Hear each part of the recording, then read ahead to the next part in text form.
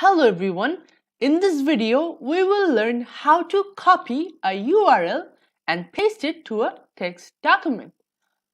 So URL in simple words, it is like the location of a web page or a website. To learn in more details, you can come back here later. So this is how we are going to implement this video. Now let's get started. So now I am at my desktop. So I will just open a Microsoft Edge, then click on it.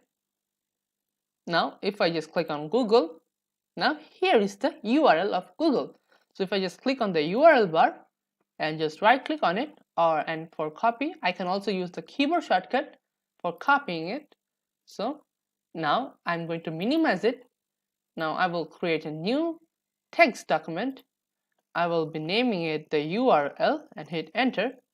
Now if I open it and right click on it and paste it, I can also use the keyboard shortcut, that is the Ctrl plus V. So I'm just going to paste it, and for saving it I can go to the file and click on save, or I can use the shortcut, that is the Ctrl plus S. So now if I cross it, the URL is still here. So this is how you can copy a URL from the internet to a text document. Now let's have a look at the summary. So in this video, we have covered how to copy a URL and paste it to a text document. Thank you for watching.